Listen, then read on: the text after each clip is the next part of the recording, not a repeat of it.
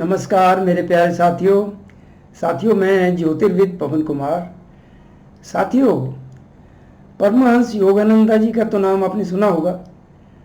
परमहंस योगानंदा जी भारत के बहुत महान संत हुए हैं। परमहंस योगानंदा जी ने एक बार कहा कि जीवन का मकसद क्या है, मीनिंग ऑफ लाइफ क्या है, लाइफ का एम क्या है, क्या पर्पस है लाइफ का।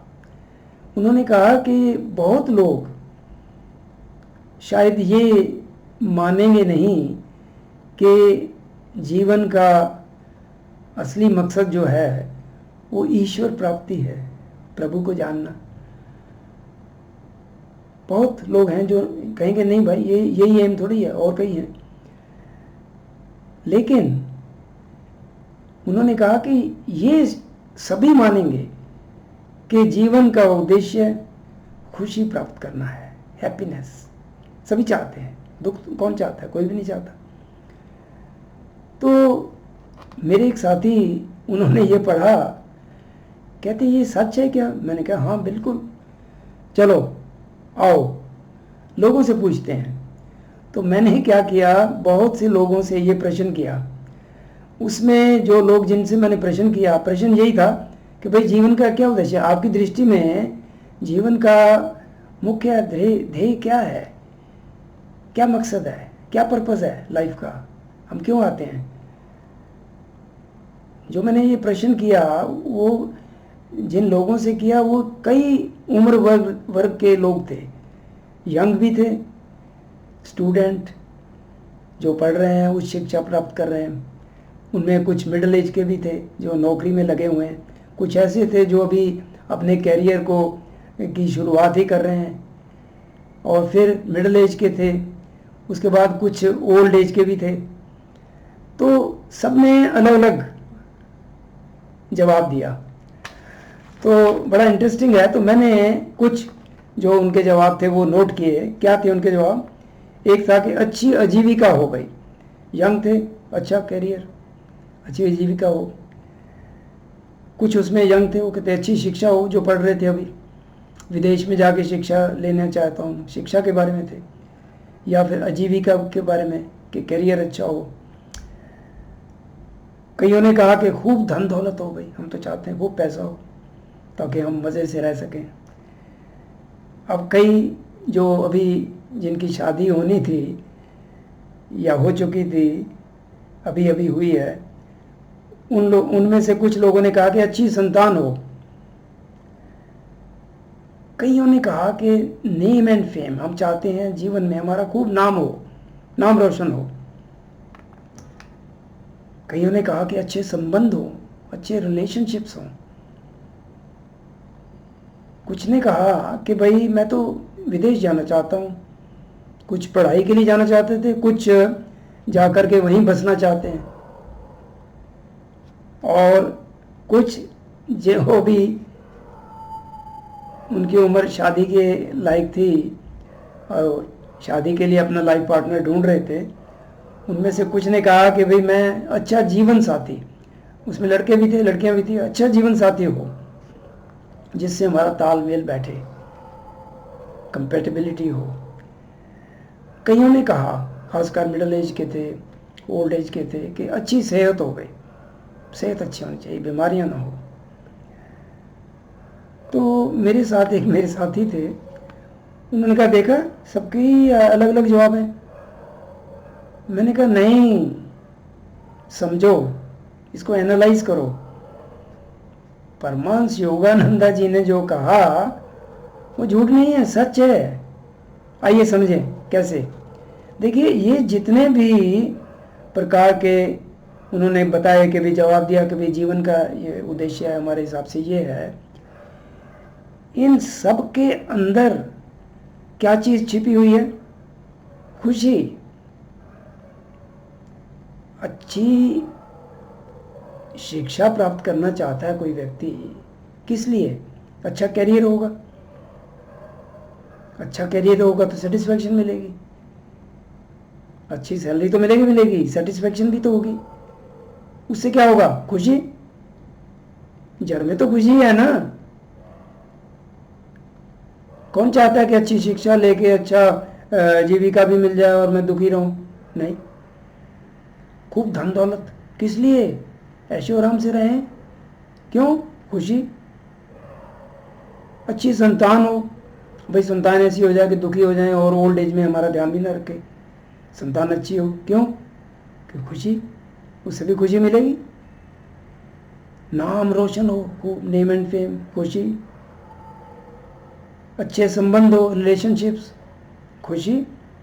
बहुत लोगों से संपर्क है। अब कई लोग, कईयों का देखे सोशल सर्कल बहुत वाइड होता है, वो कभी उदासीन नहीं होते, फिर मित्र होते हैं उनके। वो कोई दिल की बात है वो शेयर कर लेते हैं। अब विदेश जाना चाहते हैं, कोई शिक्षा क्यों भाई बाहर सोचते हैं कि अच्छी शिक्षा है, अच्छी नौकरी मिल जाएगी, वहीं सेटल होना चाहते हैं।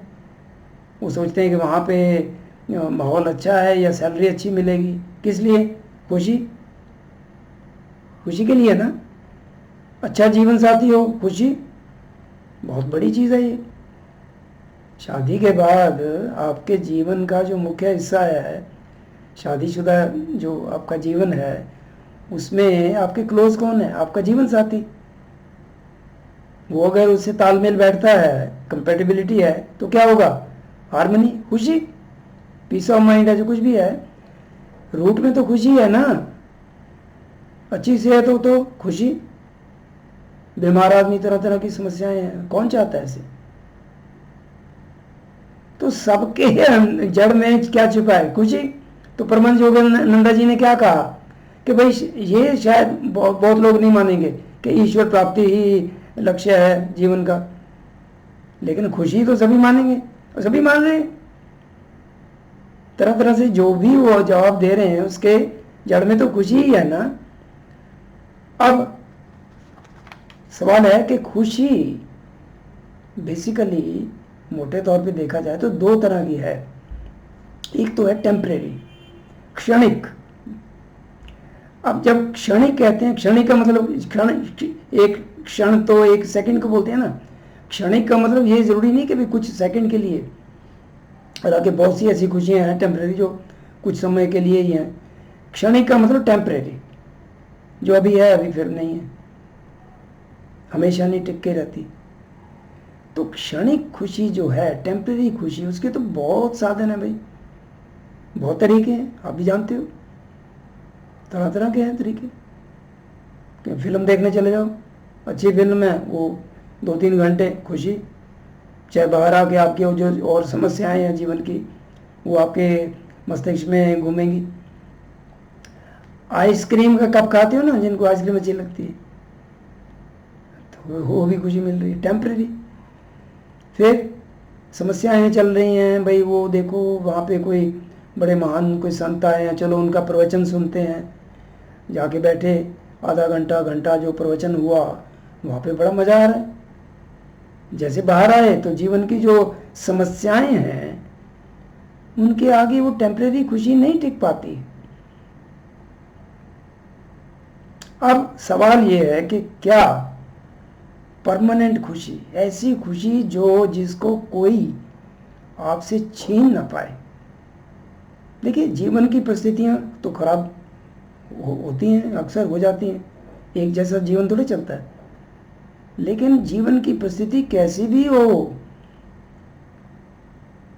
कुछ भी कष्ट आए, ठीक है, उस समय आप डील कर रहे हो, आप में हिम्मत है, अंदर आपके सुकून है, कहीं ना कहीं खुशी है, डिप्रेशन में नहीं जा रहे, टूट नहीं रहे, दुख दर्द आया ठीक है सहन कर रहे हो, अंदर खुशी है। क्या ऐसी खुशी पाना संभव है? जी हाँ, बिल्कुल है।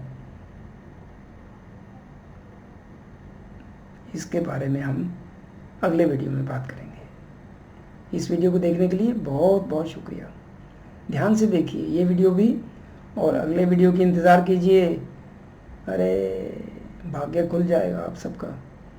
कुछ तो प्रयत्न थोड़ा बहुत करना पड़ेगा। सबसे पहले तो आपको जानना पड़ेगा कैसे ज्ञान बहुत ज़रूरी है। यह अज्ञानता ही है जिसके कारण आप अपनी सच्ची खुशी से दूर हो। हम दुखी होने के लिए पैदा नहीं हुए। हमारे शास्त्र क्या कहते हैं भाई? अमृतस्य पुत्रा, you are the children of eternal bliss. तो ऋषि मुनियों ने झूठ लिखा कि नहीं भाई नहीं। उपनिषद क्या कहते हैं? अहम ब्रह्मास्मि। वेद तो ये कह रहे हैं ना, तत्त्वमसि। तो ये समझने की बात है, अगले वीडियो में समझेंगे। इस वीडियो को देखने के लिए बहुत बहुत शुक्रिया।